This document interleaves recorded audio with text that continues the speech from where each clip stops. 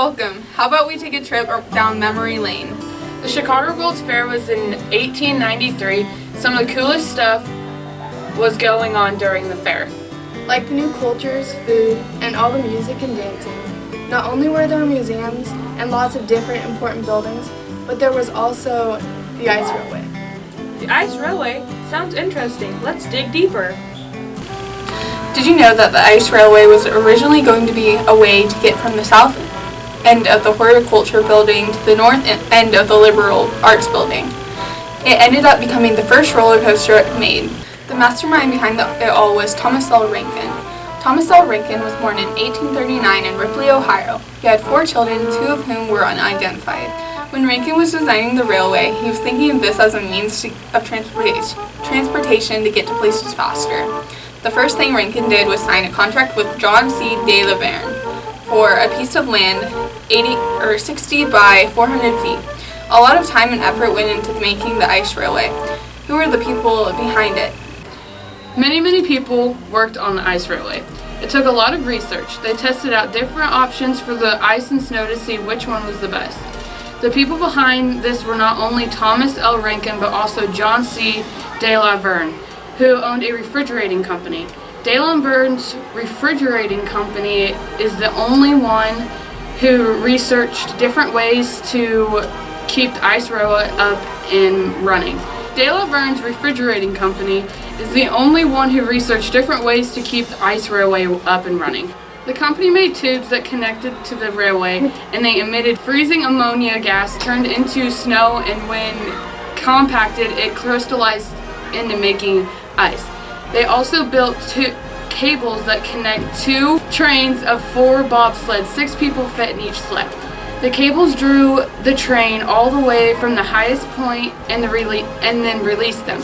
Let's hear different facts about the ice railway and why it was moved from Olivia.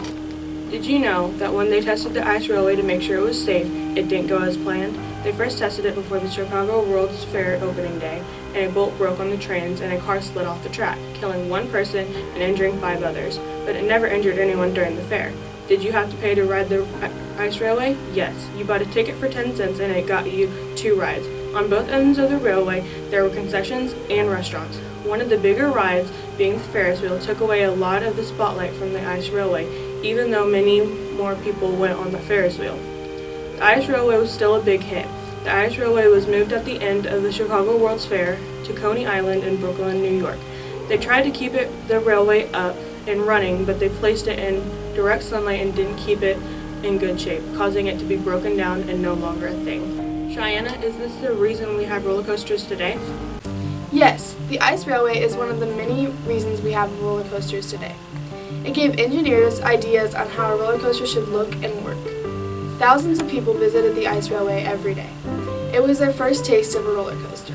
The way the ice railway worked confused so many people. It was so hot during the days of the Chicago World's Fair that no one knew how they could possibly keep a snow and ice railway up and running, which is one of the many reasons why so many people wanted to ride the roller coaster.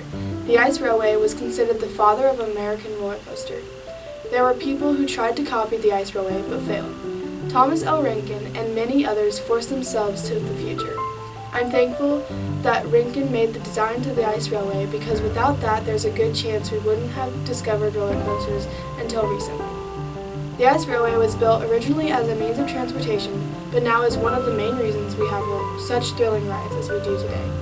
Next time you ride on any type of roller coaster, think of all the history behind it. The ice railway was way ahead of the time, but so was almost everything in the Chicago World's Fair. It's so interesting to me that the Chicago's World's Fair has so much to do with everything we have today.